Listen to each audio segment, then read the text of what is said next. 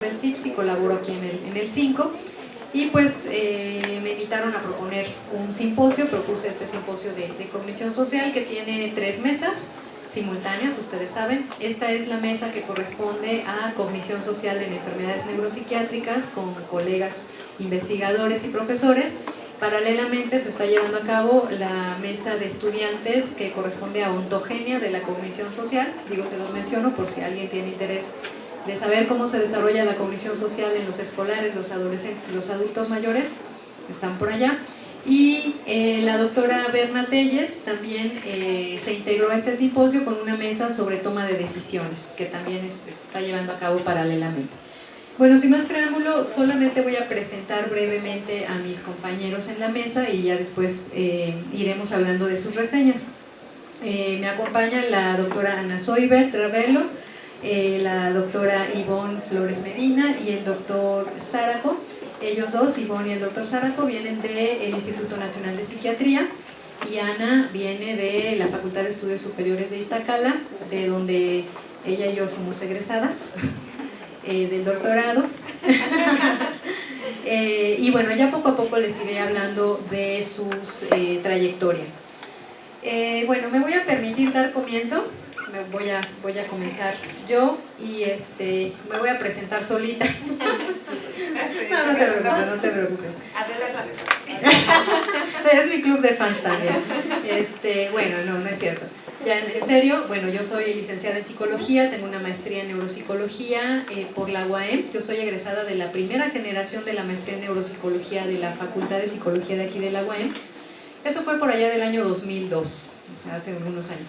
Después estudié el doctorado en la UNAM, en la Facultad de Estudios Superiores Iztacala. Y bueno, mis líneas de investigación son envejecimiento cognitivo por un lado, normal y patológico, y cognición social por el otro, que he podido combinar, como ustedes verán.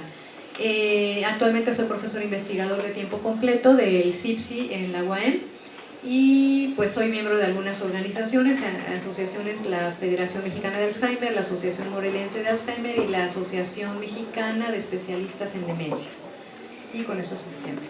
Bien. Bueno, entonces, no sé si quieran continuar aquí o como gusten, ¿sí?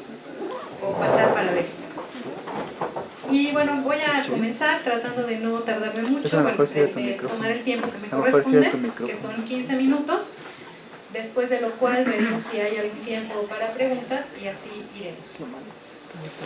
Perfecto. Bueno, entonces me voy a permitir presentarles este tema, que son las alteraciones de la cognición social en la demencia. Vamos a ver rapidito una introducción sobre lo que es la neurociencia social, la cognición social y sus bases neuronales. Después vamos a hablar de la cognición social en la demencia y su evaluación. Les voy a presentar brevemente la batería con la que estamos trabajando, que es la que yo desarrollé en el doctorado en psicología, y les voy a platicar qué es lo que hemos encontrado, algunos resultados preliminares de la aplicación de la batería en personas con demencia. Quiero resaltar que esta presentación la hice junto con Monse Casado Sánchez, que es compañera de ustedes aquí en el 5, que está bajo mi tutoría y que está trabajando este tema de tesis. Nada más que ella pues está en otra mesa ahorita allá, pero quiero que sepan que ella está recolectando los datos para lo que yo les pueda presentar el día de hoy, que yo les presento el día de hoy. Bien, bueno, me voy a ir muy rápido, solamente mencionarles que de unos años a la fecha, quizás unos 10 años a la fecha, ha tenido un auge el campo muy amplio de lo que es la neurociencia social.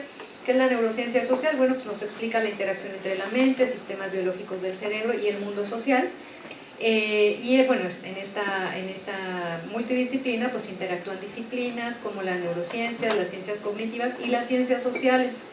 Y nos permite pues estudiar fenómenos sociales desde un enfoque neurocientífico, pero que puede ir desde lo que es las ciencias cognitivas o propiamente la cognición social hasta la neuropsiquiatría. Rescaté un poquito esta descripción porque justamente esta mesa es sobre enfermedades neuropsiquiátricas, ¿no? Lo que vamos a ver es la aplicación de la cognición social en la patología psiquiátrica.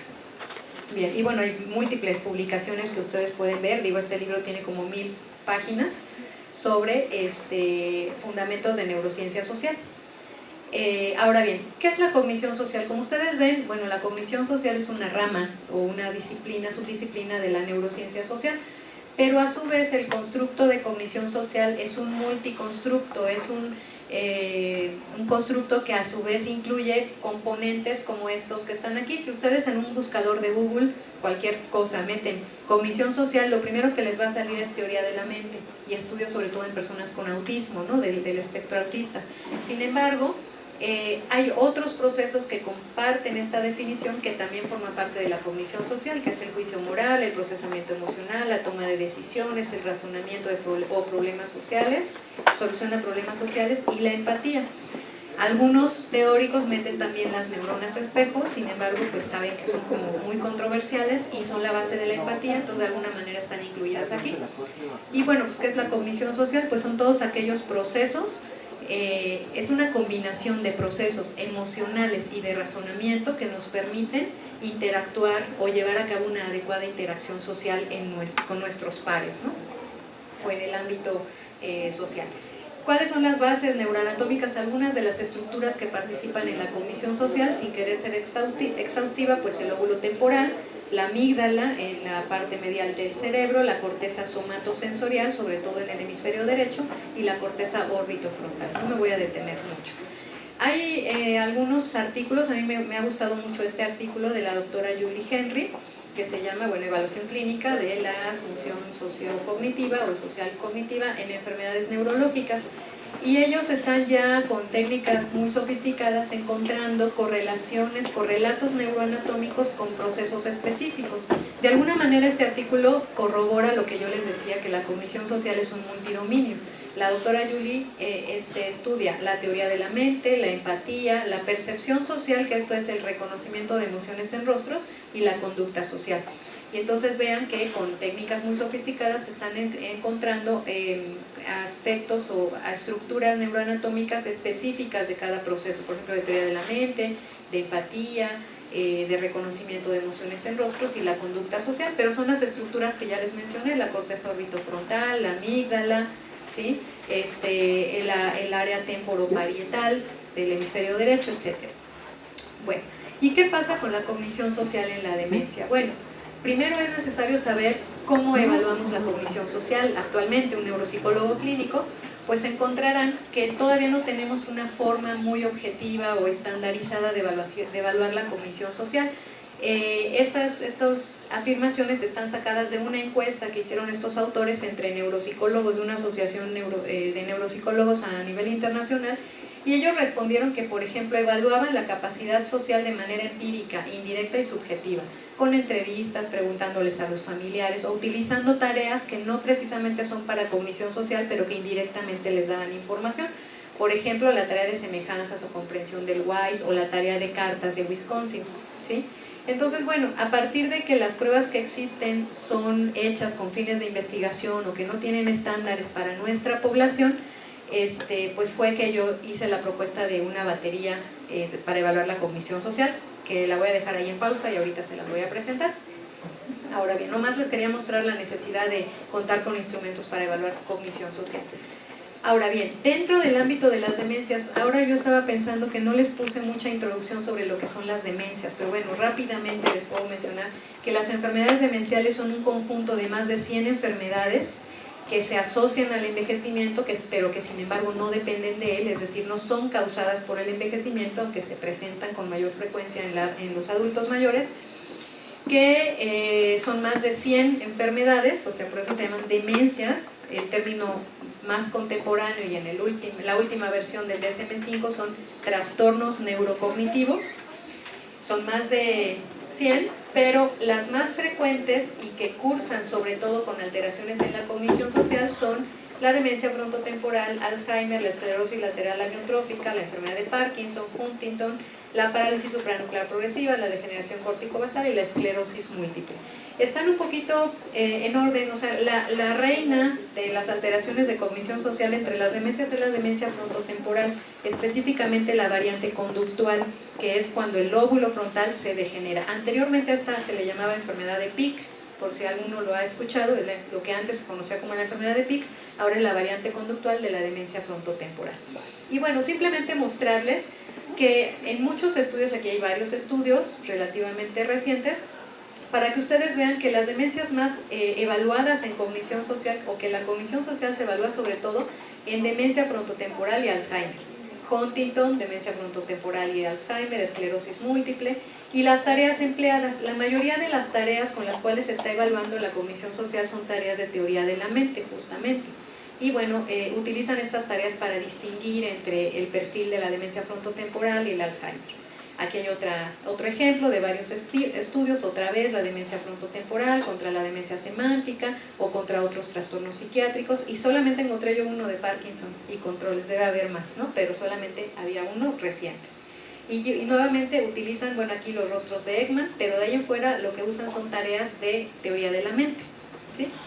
Bien, ahora, ¿qué le pasa? ¿Cuáles son, cómo se manifiestan esas alteraciones de la cognición social en la demencia? Pues las personas hacen esto, hacen o no hacen esto, ¿no? Presentan retraimiento social o evitación del contacto social, pérdida de los modales sociales, un contacto visual limitado, hacen comentarios rudos o ofensivos, pierden la etiqueta, ¿no?, con relación a los modales que se espera tener en la mesa o de otras funciones corporales.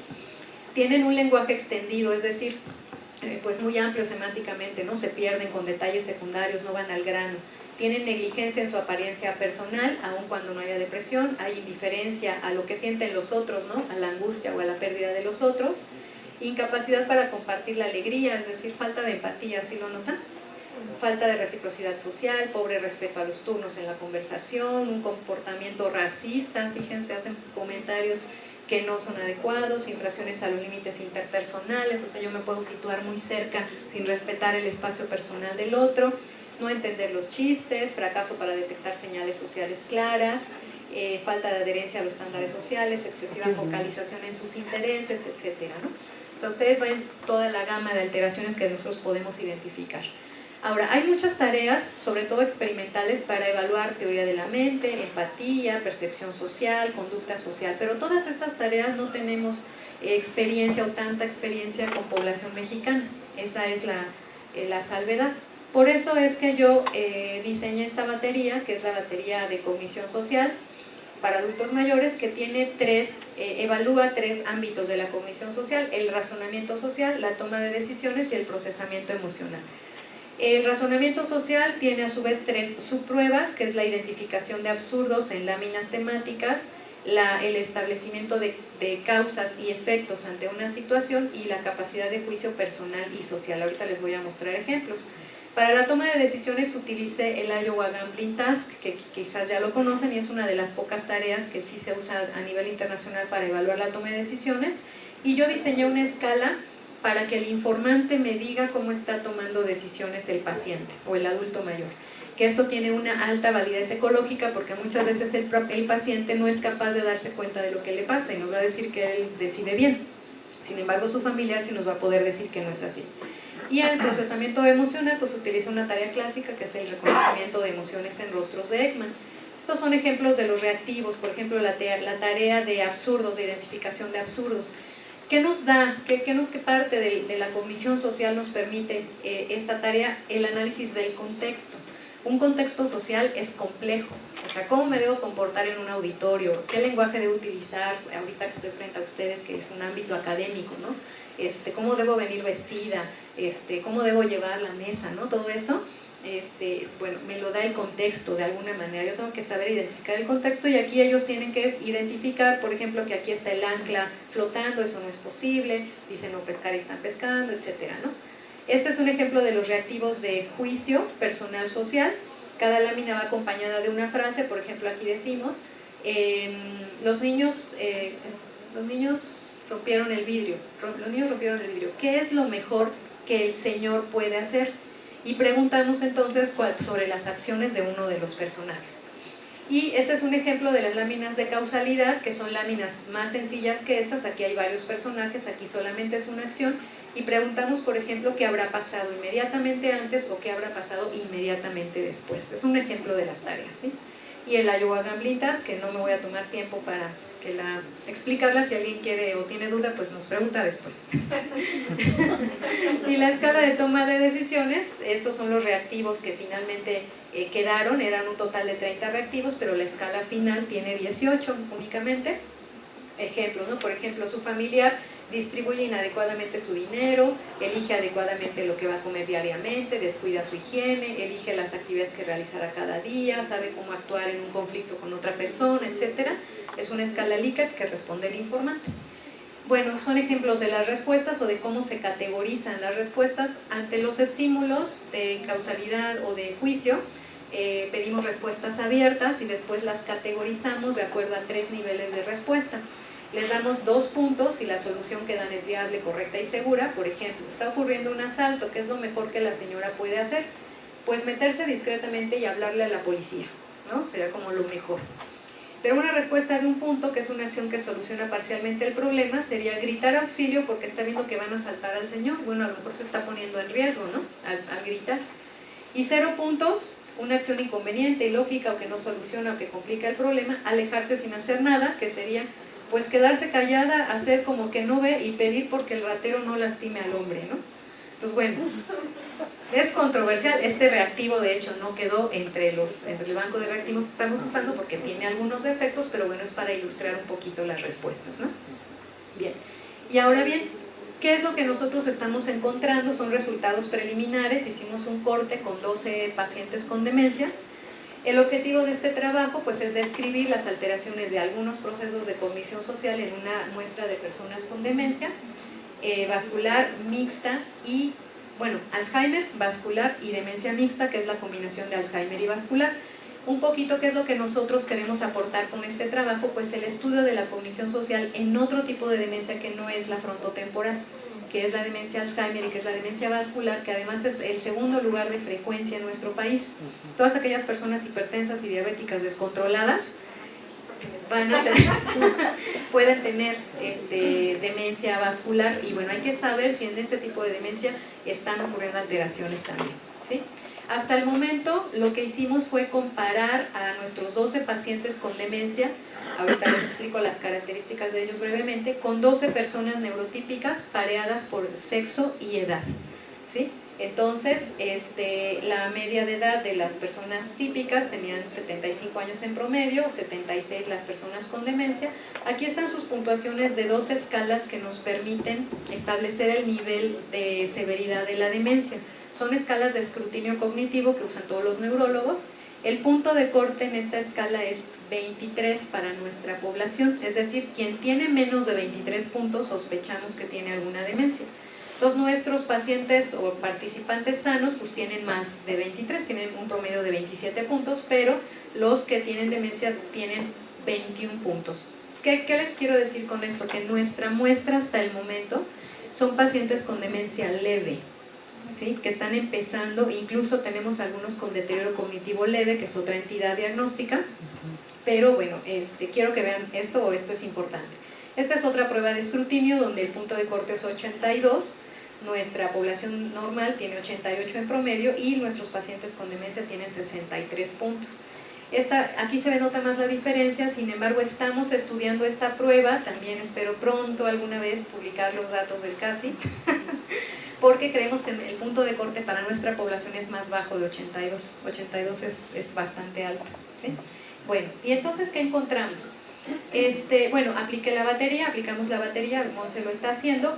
Sin embargo, ¿qué creen? Que no pudimos aplicar el Iowa, Gamblitas, no nos están comprendiendo los pacientes con demencia el Iowa, incluso decidimos detener la aplicación y entonces solamente tenemos los datos de las pruebas de razonamiento social, toma de decisiones y procesamiento emocional. La literatura dice que sí, ya hay reportes donde aplican el Iowa, pero nosotros tenemos dudas, ¿no? De que sí lo puedan hacer porque no comprenden la consigna, es bastante complejo, ¿no? Bueno, ¿y qué resultados tenemos de acuerdo a si los datos tenían una distribución normal o no? Aplicamos TED-Student o Udemann-Whitney. Y lo que nosotros encontramos, aquí estas son las medias de sus puntuaciones en cada subprueba. Encontramos diferencias significativas en la escala de toma de decisiones, la que aplicamos al informante, y la escala y la prueba de absurdos, de identificación de absurdos. En las demás únicamente hay una leve tendencia en consecuencias y juicio, pero es todo el tiempo considerando que es una muestra de pacientes con demencia leve, ¿sí? Es decir, cuando empiezan a deteriorarse ya la prueba está siendo capaz de distinguir, o al menos algunos procesos, si me adelanto un poquito a las conclusiones, bueno, ahorita les digo, algunos procesos como sería el análisis del contexto y la opinión que el informante tiene sobre la toma de decisiones del paciente ya nos pueden estar distinguiendo a los pacientes con alguna patología. Ahora bien, tenemos nosotros de esta batería ya percentiles con población normal. Entonces aquí simplemente hice un ejercicio para poder saber si nuestra prueba nos está permitiendo identificar ya a pacientes que se desempeñan por debajo del percentil 30, que es como el punto de corte en general que usamos para saber que hay alguien que no se está desempeñando como debería. Y ustedes ven, nuestro percentil 30 aquí está ubicado, las puntuaciones que caen en el percentil 30 y en la puntuación promedio de nuestros pacientes con demencia, que sí efectivamente está levemente por debajo del percentil 30 o justamente en el percentil 30 en todas las tareas, es decir, ya nuestros pacientes sí se están desempeñando desfavorablemente, aunque no haya resultado significativa la diferencia con los neurotípicos, es lo que los quería mostrar aquí. Y vean cómo las diferencias en la escala de toma de decisiones y de absurdos pues es evidente, ¿no? Y están realmente por debajo del percentil 10. Bueno, y ya con esto tenemos pendientes, obviamente, de terminar la muestra. Sabemos que podemos hacer un análisis por diferentes tipos de demencia, porque ahorita les presenté a los pacientes como conjunto, pero tenemos pacientes con Alzheimer, con vascular y mixta y deterioro cognitivo leve. También podemos hacer un análisis de acuerdo a la severidad de la demencia, porque ahorita tenemos un grupo de pacientes con demencia leve y queremos saber qué pasa con un grupo con mayor severidad. Y también queremos hacer el análisis cualitativo de los errores y su categorización. ¿Por qué? Porque, por ejemplo, aquí tenemos el desempeño de un paciente con demencia semántica. La demencia semántica se caracteriza por la pérdida de información semántica, pacientes que tienen anomias, que desconocen el significado de las palabras, que no recuerdan el nombre de las cosas. Y entonces, por ejemplo, nos dice, pues esta cosa no sé qué sea, están jugando, no me acuerdo qué, porque no tienen el nombre, ¿verdad? No se me ocurre qué nombre ponerle a esos, ¿verdad? Entonces veremos que todos estos errores pues son semánticos, ¿verdad? Anomias. Pero también la demencia semántica se caracteriza por la pérdida de la empatía. Y aquí lo tenemos. Pues decirle a este que quite su coche de ahí, ¿sí? Entonces aquí dice, el señor se le ponchó la llanta, este es un puente de un solo sentido, ¿qué es lo mejor que las personas de la fila pueden hacer? Y entonces nos dijo, pues decirle a este que quite su coche de ahí, ¿no? Entonces tenemos que categorizar cualitativamente las respuestas porque eso nos va a dar mucha más información, ¿sí? Bueno, entonces las conclusiones pues parece que sí hay alteraciones en procesos de cognición social, concretamente el análisis del contexto y la toma de decisiones en casos leves de demencia Alzheimer vascular y mixta. Estas parecen ser además las tareas más sensibles de la batería porque están logrando identificar alteraciones en pacientes con demencia leve. Independientemente del modelo o del método que usemos para evaluar cognición social, pues es importante ir reuniendo evidencias de validez externa y psicométrica en nuestra población. Y pues el estudio de la cognición social en demencias pues es ineludible, ¿no? No solamente con una variable que nos permita distinguir perfiles entre demencias, sino es muy importante en el ámbito forense, en la neuropsicología forense, ¿no? Yo haré como unos 2 o 3 peritajes de demencia, juicios de interdicción al año, y pues algo que nos pregunta el juez es qué capacidad tiene la persona para tomar decisiones o para juzgar sus acciones, ¿no? Entonces, pues es un poquito la aplicación que pudiera tener el trabajo. Y bueno, pues eso es todo por mi parte. Wow. Muchas gracias.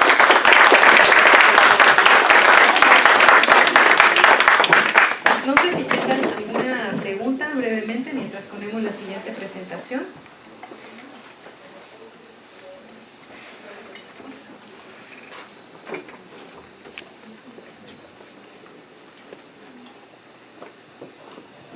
Bueno, muy bien.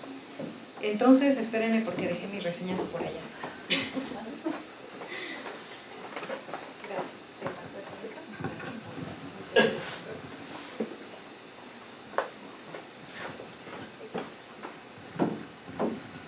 Bien, pues les presento ahora a la doctora Ana Soiber Ravelo. Bien. A la doctora Ana Soiber Ravelo.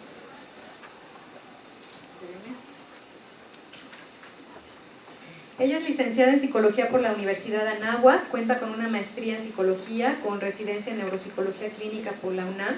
y es doctora en psicología en el campo de neurociencias de la conducta por la UNAM. Ella es candidata en el Sistema Nacional de Investigadores, actualmente profesora asociada C de tiempo completo en la FES Iztacala de la UNAM.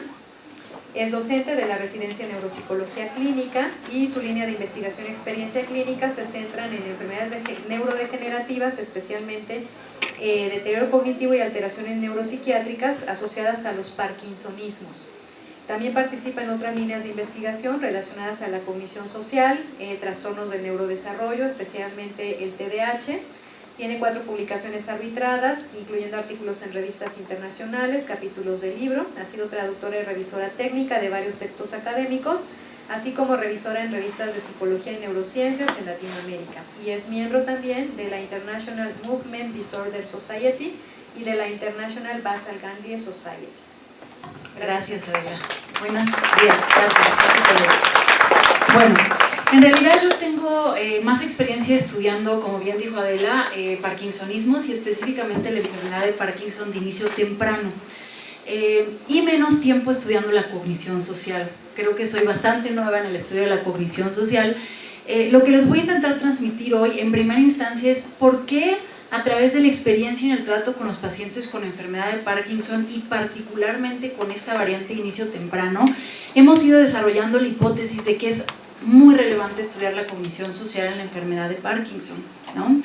¿Y qué es lo que hemos encontrado hasta el momento? Entonces, como antecedentes directos, tenemos pues la experiencia de 10 años trabajando con esta población y también en realidad yo fui alumna de Adela en la maestría y posteriormente, cuando yo empecé el doctorado, Adela ya estaba terminando, me tocó ir viendo cómo fue construyendo su batería y de ahí empezó a surgir también mucho el interés por estudiar este ámbito en la enfermedad de Parkinson. Ay, no. Bueno, primero hablemos un poco de epidemiología también para justificar por qué es importante estudiar la enfermedad de Parkinson. La enfermedad de Parkinson es la segunda enfermedad neurodegenerativa más frecuente después de la enfermedad de Alzheimer. La incidencia mundial va de 5 a más de 35 nuevos casos por cada 100.000 habitantes y tiene una prevalencia de 100 a 200 casos por cada 100.000 habitantes. Esto ya en cifras directas. Se estima que la prevalencia global sea más que duplicado, de 2.5 a 6 millones de personas afectadas entre 1990 y 2016 y que podría alcanzar los 12 millones para el 2050 y esto la convierte en una fuente importante de discapacidad. ¿Okay? Y bueno, en el Instituto Nacional de Neurología es el 4º motivo de consulta. Y además existe una particularidad en la población mexicana, ya que si bien no hay todavía un estudio epidemiológico a gran escala, se estima, se tiene la hipótesis de que la enfermedad de Parkinson de inicio temprano es más común en población mexicana que en otras poblaciones.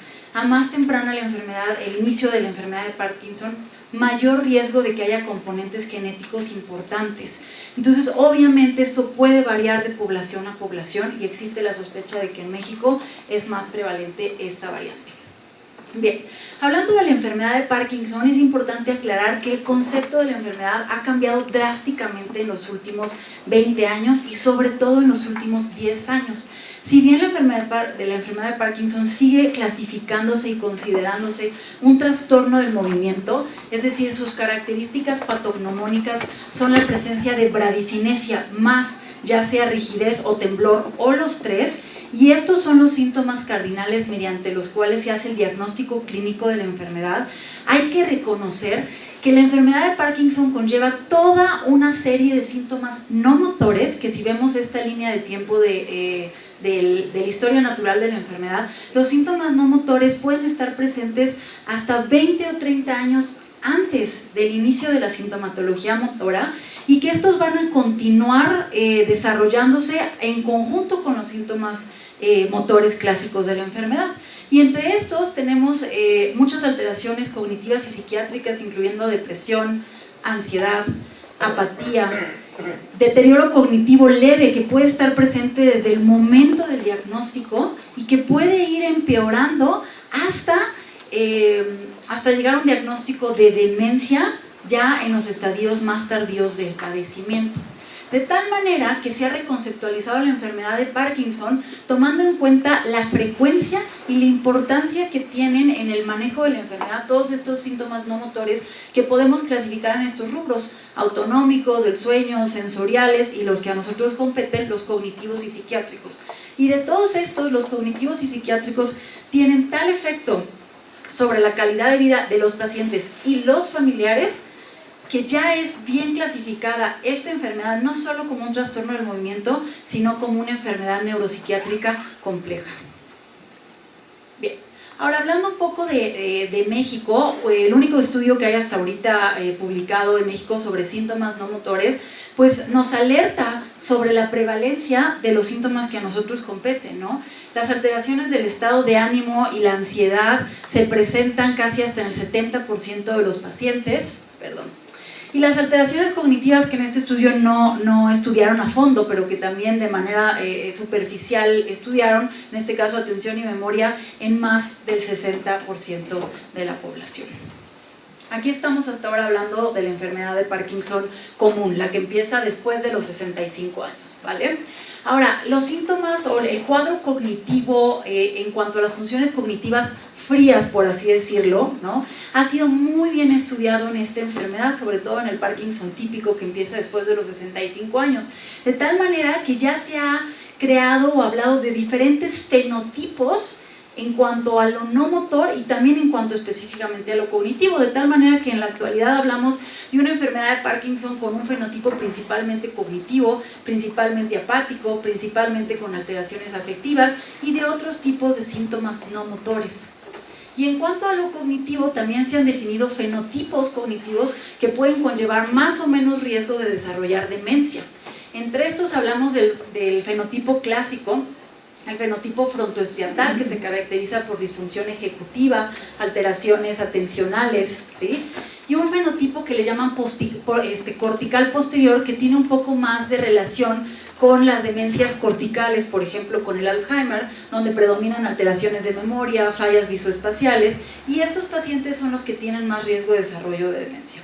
¿Por qué les hablo de esto si el tema es cognición social? Para aclarar que muchos aspectos no motores de la enfermedad ya están muy claros y obviamente esto implica que hay muchas vías cerebrales afectadas desde el inicio de la enfermedad que no tienen nada que ver con el control motor.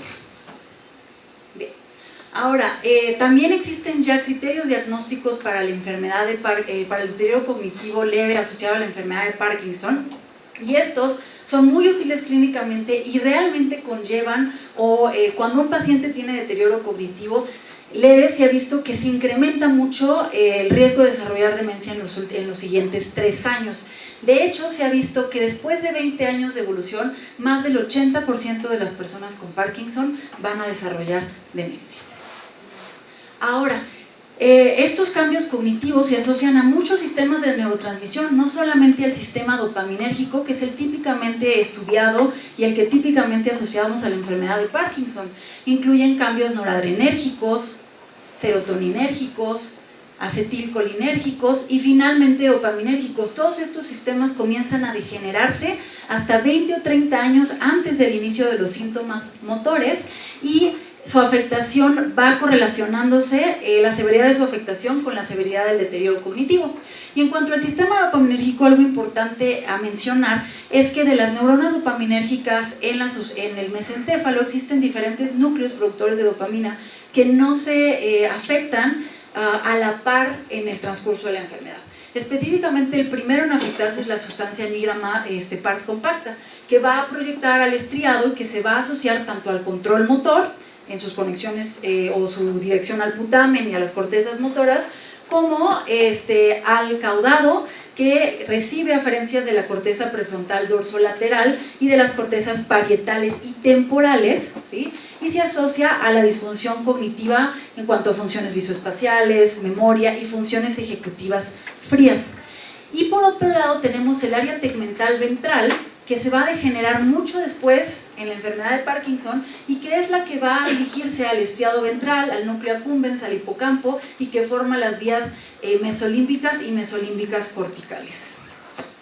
Bien, La alteración de estos diferentes grupos dopaminérgicos en el mesencéfalo va a finalizar con la disfunción de los circuitos frontoestriatales, tanto los motores como los asociativos y los límbicos, y es el que se asocia a las funciones cognitivas típicamente estudiadas en la enfermedad de Parkinson. Sin embargo, es importante mencionar que en el Parkinson típico, la demencia correlaciona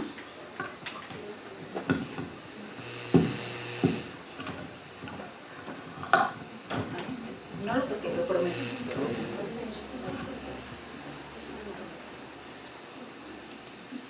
¿Por qué? Se hizo con dos pantallas, ¿no?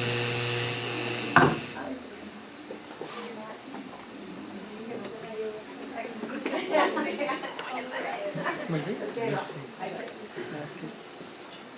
Ahora, ¿cómo mando esto? ¿Función qué es para mandar a modo presentación?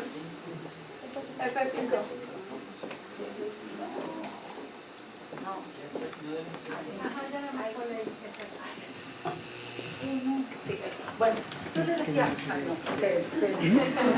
algo importante es que ya el estado demencial asociado a la enfermedad de Parkinson tiene más correlación con la edad del paciente que con los años de progresión de la enfermedad. Y se ha visto que los principales propulsores del declive cognitivo son el efecto sinérgico, el efecto sinérgico entre la patología relacionada a alfa-sinucleína, la patognomónica del Parkinson, y la tipo Alzheimer, la cual incrementa con la edad, así como con el daño vascular. Es decir, la demencia o el deterioro cognitivo severo está más asociado a la edad del paciente que a los años de progresión de la enfermedad. Bien, ¿qué se ha estudiado de cognición social en la enfermedad de Parkinson? No se ha estudiado multidimensionalmente. Existen algunos dominios de la cognición social que han sido particularmente estudiados, mientras que otros se han dejado de lado.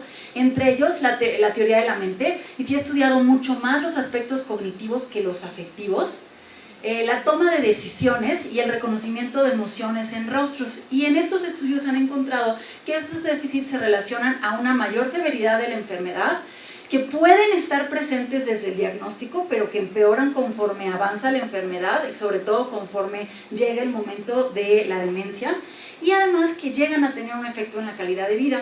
Mientras que, aunque esto todavía es controversial, la mayoría de los estudios han encontrado que no existe una correlación clara entre la cognición social y los déficits ejecutivos fríos típicamente estudiados en el Parkinson.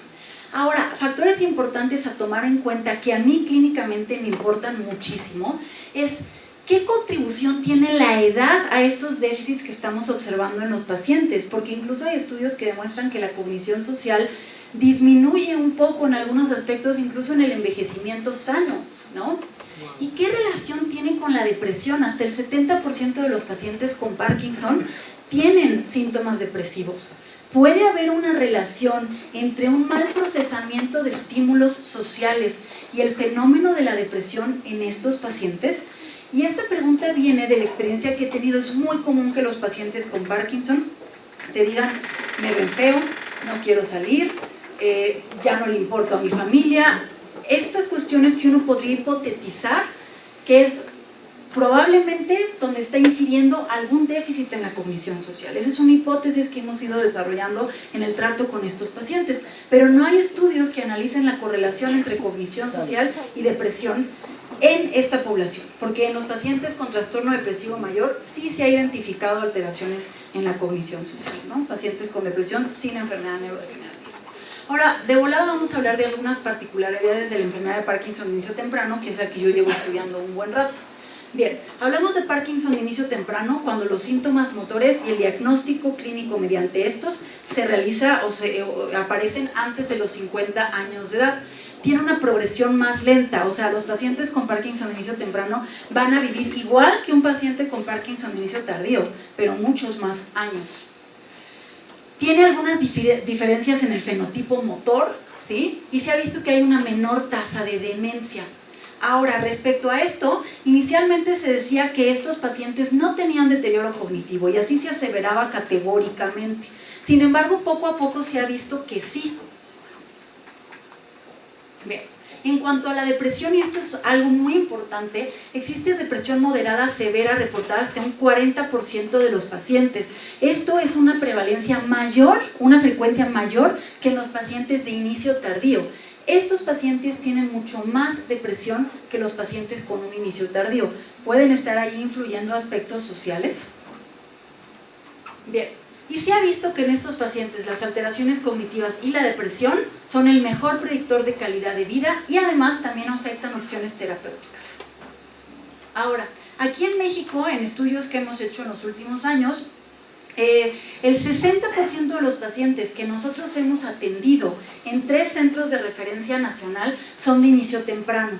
Ahora, claro, aquí hay un sesgo de los sitios donde nosotros los evaluamos. No obstante, esto nos demuestra que es una población importante, no es una patología o no es una variante rara que nunca vayamos a ver. Es muy común ver pacientes con un inicio temprano. Y en el estudio de las alteraciones cognitivas encontramos que el 43% de estos pacientes tienen síntomas depresivos, pero además, comparado con pacientes de inicio tardío, la depresión moderada y severa es mucho más común que en los pacientes de inicio tardío, ¿vale? Y hasta el 31% de estos pacientes tienen deterioro cognitivo leve. Nuevamente, desde el inicio de la enfermedad está habiendo afectación de vías que no son motoras. Bien. Las personas con depresión se ha visto que experimentan una reducción en las actividades sociales y una menor sensación de realización proveniente de las relaciones sociales y familiares, lo que disminuye su calidad de vida. Y estos fenómenos se han sugerido como asociados a la cognición social. Algo muy importante es que estos fenómenos son particularmente comunes en la enfermedad de Parkinson de inicio temprano. Ahora, la edad de inicio...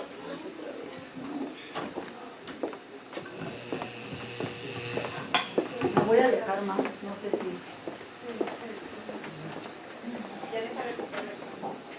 La compu ya le he tocado.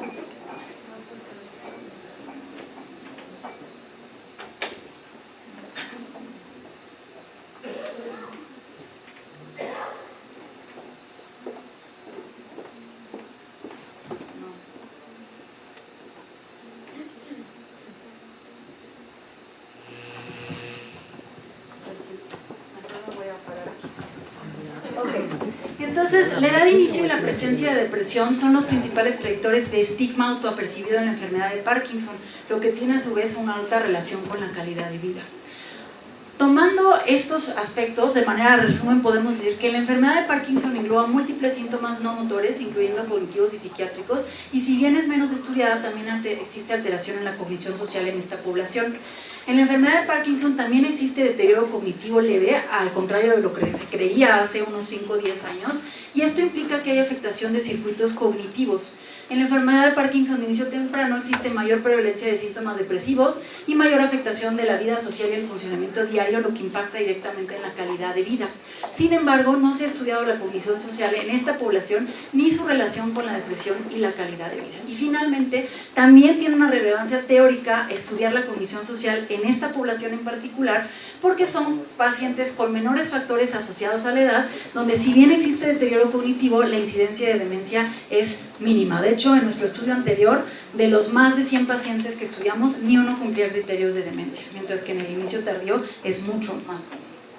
Bueno, los objetivos del proyecto fueron, en primer lugar, determinar si existen diferencias significativas en las dimensiones de cognición social que Adela ya explicó, porque nuestro trabajo tiene como antecedente directo la revisión teórica de la doctora Adela, es decir, teoría, bueno, aquí incluimos teoría de la mente, razonamiento social, procesamiento emocional y toma de decisiones entre personas con enfermedad de Parkinson de inicio temprano sin demencia y controles sanos.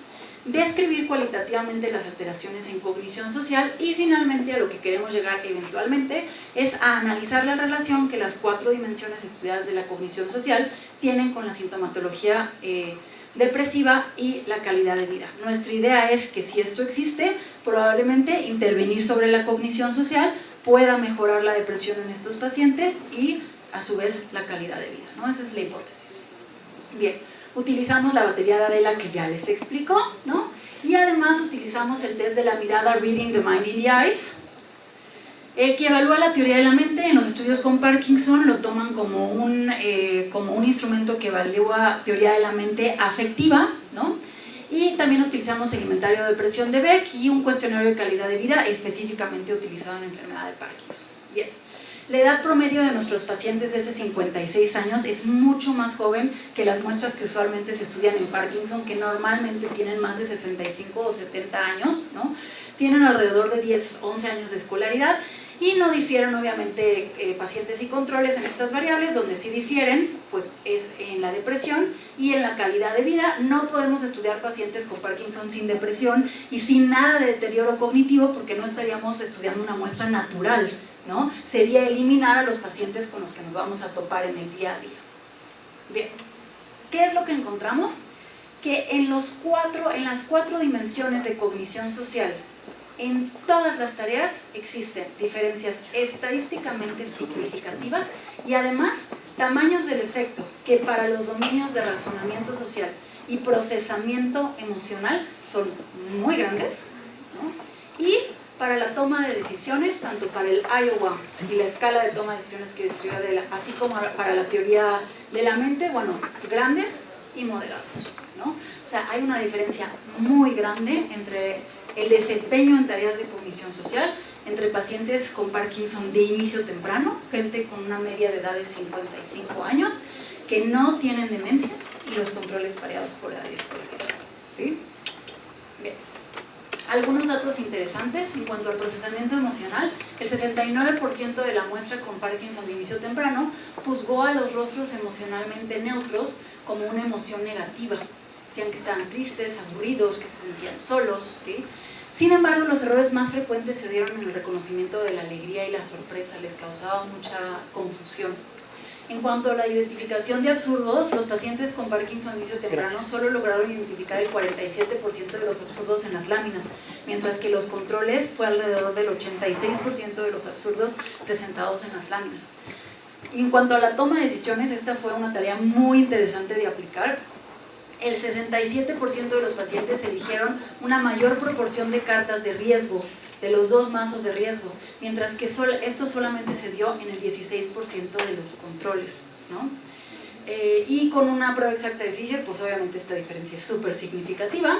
Y además, en la escala de toma de decisiones, los familiares reportaron especial dificultad con el manejo de dinero, la elección de los alimentos y la resolución de problemáticas familiares. En cuanto a las correlaciones, la realidad es que no consideramos que con la muestra actual del subgrupo de Parkinson inicio temprano, que son solamente 22, exista suficiente potencia estadística para elaborar aún conclusiones válidas, pero de manera preliminar sí encontramos una correlación entre la depresión y la toma de decisiones, que no es precisamente lo que esperábamos que fuera lo que más correlacionaba, pero bueno, todavía no pienso tomar una decisión al respecto con base en estos datos, ¿no? Y sí encontramos una correlación entre calidad de vida e identificación de emociones y toma de decisiones, pero les repito, esto es preliminar, necesitamos ampliar aún más la muestra. ¿Qué sigue? ¿No? Bueno, concluir el estudio correlacional.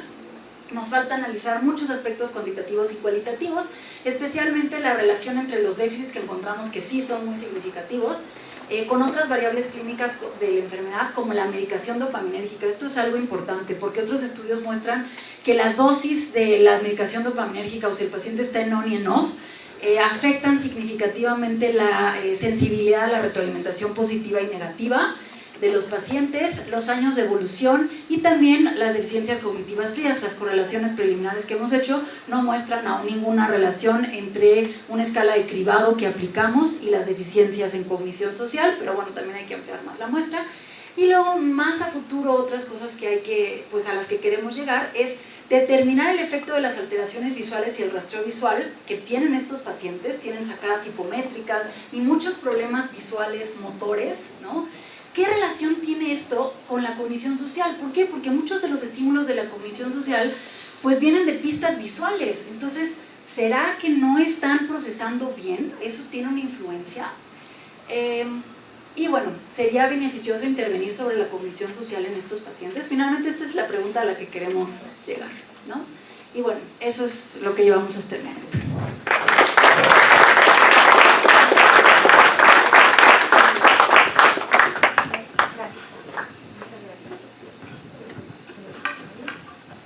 Bien, bueno, pues presento ahora, no sé quién prefieren, ¿el doctor? Perfecto, ok. Bien. Les presento al doctor Ricardo Arturo Zárate Álvarez. Él es médico cirujano de la Universidad de Guadalajara. También tiene una licenciatura en Psicología Educativa en la Escuela Normal Superior de Jalisco y una especialidad en Psiquiatría. Él está en el una especialidad de Psiquiatría en el Fray Bernardino Álvarez. También tiene un curso de posgrado para médicos especialistas, manejo integral de los trastornos esquizofrénicos en el Instituto Nacional de Psiquiatría Juan Ramón de la Fuente. Tiene, también una maestría en Ciencias Médicas y es candidato a doctor en Ciencias Médicas por la UNAM. Es certificado por el Consejo Mexicano de Psiquiatría, autor y coautor de más de 30 publicaciones en revistas indexadas, libros y capítulos de libro. Es nivel 1 en el SNI. Profesor adjunto e invitado en Psiquiatría por la UNAM, La Salle, y profesor de Farmacología, Adicciones y Patología Dual en el Centro de Estudios Superiores Monte Fénix. Entonces, pues una formación muy variada, doctor. Chile, mole, pozole. Pues muy buenas tardes, es para mí un gusto estar aquí. Agradezco mucho a Adela por la invitación y a ustedes por estar. Vamos a hablar acerca de la cognición social en esquizofrenia. La esquizofrenia es una enfermedad muy compleja, afecta al 1% de la población mundial y es muy interesante estudiar este tipo de población por la forma en cómo perciben el mundo, ¿no? Una de las afecciones más grandes que hay es acerca de cómo interpretan las señales sociales. Entonces, por eso surge el interés, pues, de hablar acerca de la cognición social en esta población. La cognición social, pues ya lo decía Adela, pues se refiere a las representaciones cognitivas de los objetos sociales como esquemas. Entonces, cuando ponemos a los sujetos con esquizofrenia a hacer ciertas conductas sociales, casi siempre fallan, ¿no? Fallan de manera muy leve hasta muy aberrante. Por ejemplo, casos que llegan pacientes a un velorio y lo felicitan a viene con un amigo y dice, falleció mi mamá, te invito al velorio. Y llega al velorio y en vez de decir mi pésame, dice, felicidades.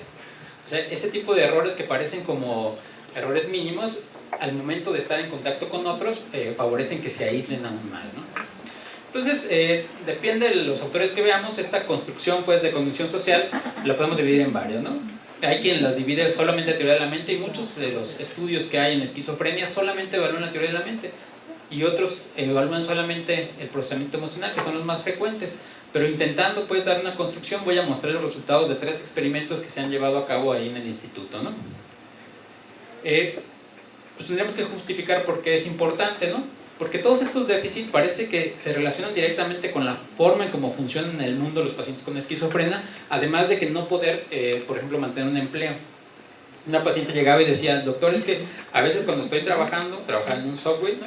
Estoy partiendo el jitomate, estoy haciendo lo que me dicen, parto el sándwich en 2, pero luego tengo el cuchillo y escucho a las alucinaciones que me dicen, ya no hagas eso no sirve de nada, etc. Entonces eso interfiere, ¿no? Ahí es un ejemplo de una interferencia por unos síntomas positivos. Ahora hay otros síntomas que interfieren también, por ejemplo la incapacidad para hacer las cosas o la motivación que no tienen los pacientes para incluso levantarse de la cama o hacer una actividad dirigida, ¿no? Cuando los sometemos a una presión, por ejemplo, que les damos un reto cognitivo, muchos de ellos fallan, sobre todo en memoria de trabajo, velocidad de procedimiento, etc. Pero cuando los ponemos en un escenario social, por lo general se aíslan o evitan el contacto interpersonal. De hecho, a veces ni siquiera ven a los ojos, etc., ¿no? Entonces, por eso yo creo que es fundamental, pues, estudiar la cognición social en este tipo de pacientes, ¿no? Los 3 estudios, el primero es sobre reconocimiento social y nos planteamos un problema, ¿no? Los pacientes con esquizofrenia presentan una menor capacidad para el reconocimiento facial de las emociones en contraste con los hermanos y los sujetos control. Esa es la pregunta de investigación. Nuestra hipótesis sería que sí, ¿no? Para eso utilizamos una serie de baterías, tal vez el PANS, que es como la que nos marca la gravedad, Calgary para descartar depresión, el SCN-90 para que los controles o los familiares de primer grado no tuvieran una patología o una psicopatología muy alta, y el de reconocimiento facial de emociones, que en realidad es el POFA, ¿no? Que ya ustedes lo conocen, pero se aplicaron los 110 fotogramas con 10 segundos de diferencia cada uno, y el sujeto, pues, iba nominando, pues, cada una de las emociones. Si no la reconocen, no se preocupen, aquí les puse la emoción para que quedara claro, ¿no? Porque, bueno, ¿qué resultados encontramos? Hicimos 3 grupos con 34 sujetos cada uno de los grupos, y estos resultados es que, al menos en la demografía, lo único de diferencia entre los grupos era el estado civil, ya que tanto los pacientes como los hermanos de primer grado estaban de solteros, mientras que la mayoría de sujetos controles tenían o estaban casados, ¿no? Si observamos la escolaridad, pues la de los pacientes se parecía más a la de sus hermanos que a la de los controles, y esto puede ser un fenómeno pues, cultural, o que sea parte de ese fenotipo expresado que tienen genéticamente los familiares, ¿no? Así como la actividad física, parece que son más activos los controles. Cuando hacemos ya los puntajes, aquí los mido en porcentajes, en los puntajes de reconocimiento facial observamos que en todos los 3 grupos hubo diferencias, principalmente entre pacientes y controles.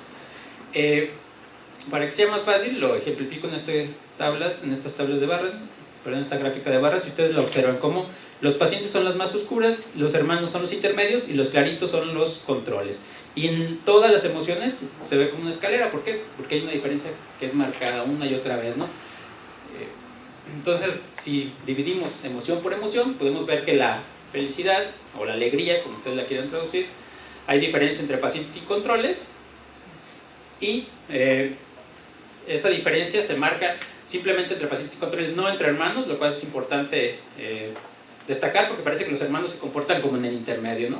Como si no reconocieran igual que los controles, entonces como si compartieran algo con los pacientes, algo que es pues, todas esas características genéticas, ¿no?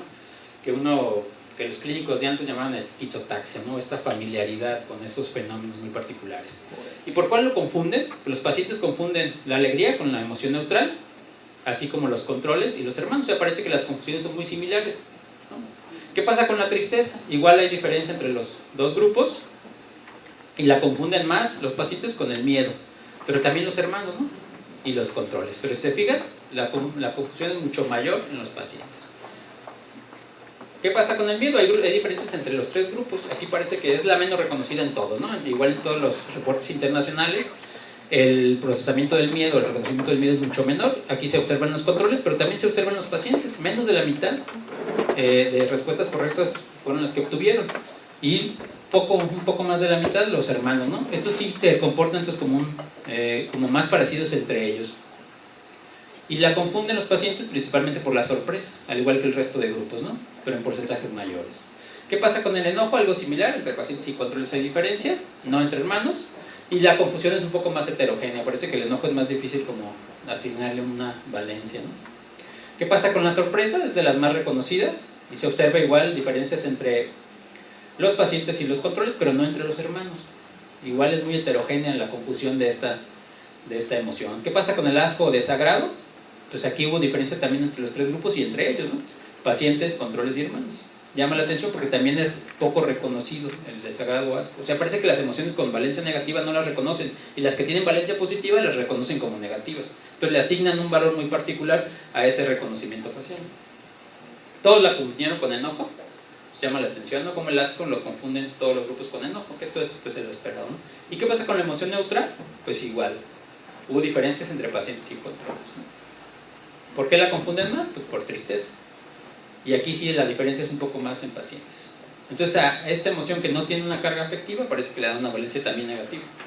Se llama la atención que hay diferencias entre los grupos, observamos pues diferencias entre los 3 grupos, lo cual que a mí me da la impresión de que este puede ser uno de los marcadores endofenotipos, no solo el de la cognición fría, como dirían los neuropsicólogos, ¿no? Que tienen fenómenos neurocognitivos muy particulares en los pacientes, y que eso puede entenderse como un marcador, porque la verdad es que no hay marcadores diagnósticos en esquizofrenia, entonces todo es un ámbito clínico, y la idea es como darles marcadores para poder hacer el diagnóstico diferencial, porque cada rato nos cuestionan eso, ¿no? Dicen, ay, ¿ustedes cómo hacen diagnóstico? Que nomás lo ven y ya. Pues es bien difícil. ¿Por qué? Pues porque es solo a través de la clínica, ¿no? Entonces puede haber muchos sesgos. Entonces yo pienso que sí puede ser un endofenotipo, al menos dentro de la cognición social. Entonces, ¿qué pregunta nos hace? Si ya vimos que en el reconocimiento facial hay diferencias, pues vamos a ver qué pasa con el resto de los constructos de la cognición social, ¿no? Entonces preguntamos cuáles serían las características de esta cognición o estas diferencias, pero ahora entre grupos de pacientes, hombres versus mujeres, ¿no? Entonces lo que observamos es que se aplican, pues estos son los instrumentos, una serie de instrumentos que la idea era como tener una concepción amplia de la cognición social. Si ustedes observan, realmente en los ojos, que ya la presentó Ana, el Empathy Questionnaire, que es como una batería donde se miden formas de empatía afectiva y empatía cognitiva, conocimiento social a través de los microvideos del Mini-Pons, el sesgo atribucional a través del ITSAC, y el procesamiento emocional, que es como una derivación del POFA, que es el FES, que son menos láminas, pero con un gradiente, ¿no? El de leer la mente en los ojos, ustedes lo observan, es ¿por qué? Porque los pacientes tardan, bueno, todos los seres humanos tardamos más tiempo de situar nuestra mirada en los ojos de los otros, ¿no? Y la idea de este test es evaluar la intencionalidad simplemente, ¿no? Entonces uno ve y tiene que darle uno de estos valores, ¿no? Así mismo con los pacientes, esa fue una de las que utilizamos. Otro es el Mini-Pons, que o son imágenes o son sonidos, son imágenes más sonidos, y son microvideos donde se ve una expresión o un gesto y uno les da una atribución, ¿no? Otro sería el FES, que es parte del POFA, pero aquí sí podemos graduar a través de la computadora, nos da una serie de graduaciones de la emoción, desde el 25% hasta el 100%, y cómo va cambiando esa graduación. Entonces, esta es mucho más fácil, si ustedes la observan, uno puede ver la alegría como se reconoce fácilmente, pero ya cuando está más parecida a la neutral, ya es como mucho más difícil darle un valor, ¿no? O asignarle un valor. En estas intermedias a lo mejor ustedes no tendrían problemas, pero observamos pues que los problemas empiezan cuando va cambiando el gradiente, ¿no? ¿Qué resultados? Pues la muestra fueron 81 invitados, pero solamente incluimos 62, ¿no? Porque muchos no fueron, ¿no? Porque retiraron su consentimiento. Dentro de los resultados, cuando comparamos hombres versus mujeres, en los estadísticos la única diferencia es uso de sustancias, porque los varones son más atascados, ¿no? Que las mujeres, que eso coincide con la población mexicana, que sigue siendo todavía el consumo mayor de drogas por parte de los varones, que parece más un fenómeno cultural, que digo, las adolescentes ya le están echando ganas.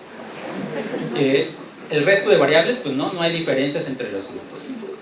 Ahora, desde el punto de vista clínico, lo que sí observamos es que hay más sintomatología positiva, entendida pues como la presencia de ideas delirantes y alucinaciones en los hombres, a diferencia de las mujeres. El resto de constructos pues de la enfermedad medidas por una escala que evalúa la gravedad, pues son muy similares, ¿no? Cuando vemos de las diferencias por sexo entre cada una de las pruebas, y vemos la prueba de leer la mente en los ojos, de esta intencionalidad que buscan los pacientes, observamos pues que no hay diferencias. Entonces parece que se comportan igual hombres y mujeres. Cuando hablamos de empatía sí hay diferencias, parece que los hombres reconocen ligeramente mayor, porque tienen, al menos a través de esa escala, lo puntean más alto. Que esto es como un hallazgo, uno pensaría que fuera al revés, o al menos yo es lo que, pues, que todavía no explico por qué, ¿no? O sea, ¿por qué los hombres parece que reconocen? Entonces en el puntaje, cuando se hacen las subescalas, parece que en la emocional puntean igual, ¿no? Pero en la cognitiva no. O sea, parece que los hombres de manera cognitiva tienen como más capacidad para responder empáticamente. Entonces, que esto tiene que ver con los procesos cognitivos propiamente de los delirios, y lo asociaríamos a la sintomatología positiva, que puede ser una de las posibilidades. Y otra es que este instrumento pues no mida lo que estamos queriendo medir. Que eso es como ocurre con mucha frecuencia. Que uno hace una serie de instrumentos que uno cree que va a medir algo y en realidad no mide eso, mide algo parecido u otra cosa. Entonces, si hicimos una ANCOVA para ver si podíamos diferenciar por qué factor era o qué factores podrían influir, y el factor que influía era simplemente si era el sexo, no tanto los síntomas positivos o el uso de sustancias, que son las diferencias que encontramos en los demográficos. Entonces llama la atención que a través de, pues que sí puede ser un factor que diferencia estos dos grupos, ¿no? O sea, el chiste que si alguien tiene esquizofrenia y es varón, va a puntuar distinto que si es mujer, pero este es el único resultado que encontramos en el hallazgo, y eso pues, es como de llamar la atención. ¿Y qué pasa si lo comparo con sujetos sin enfermedad? Estos mismos hallazgos, si los comparamos de forma global en sujetos con la enfermedad, vean ustedes, aquí tienen 358 controles, pues hay una diferencia que sí se nota, ¿no? O sea, los pacientes puntean mucho menos en el de leer la mente en los ojos y puntean mucho menos, casi la mitad, en los de empatía. Esto es población mexicana, esta población no es mexicana, pero esta sí. Vean, 200 sujetos tienen al menos en promedio el 41, tienen en la media de 41, que la puntuación llega hasta 50 de esa escala, y vean los pacientes 25, o sea, como que la mitad de ellos identifican de manera adecuada, ¿no? ¿Qué pasa con el conocimiento social? Pues el Mini-Pons, que es una escala de 64 microvideos, no hay diferencias cuando lo hacemos con hombres versus mujeres con la enfermedad, en todas y en cada una de las divisiones de la escala, pero cuando lo comparamos con sujetos sin enfermedad, en este caso fueron 24, en todas hay diferencias, excepto en una que es combinado, ruido más, o el sonido más la imagen. Pero si los dividimos en solo la cara o solo el cuerpo, o solo el sonido, siempre va a haber diferencias, así como en el total, ¿no? Entonces llama mucho la atención porque, aunque se parezcan igual cuando comparas hombres versus mujeres, cuando se compara con población sin enfermedad, sí hay una diferencia abismal, lo que nos dice la incapacidad pues en todos estos constructos que evaluamos, que los pacientes con esquizofrenia no pueden identificar de manera adecuada en ese constructo de cognición social, ¿no? ¿Y qué pasa con el sesgo de atribución? Tampoco hay diferencias, ni en el reconocimiento facial hombres versus mujeres, ¿no? Entonces, una de las ideas es que la enfermedad sea igual de grave en hombres y mujeres, o sea que no, aunque empiecen un poco antes los hombres, la gravedad se mantiene durante el transcurso de la vida de ambas poblaciones, ¿no? ¿Y qué pasa cuando lo comparamos en sujetos sin enfermedad? Vean, pues sí hay mucha diferencia en los dos tipos de sesgo, ¿no? En el sesgo tanto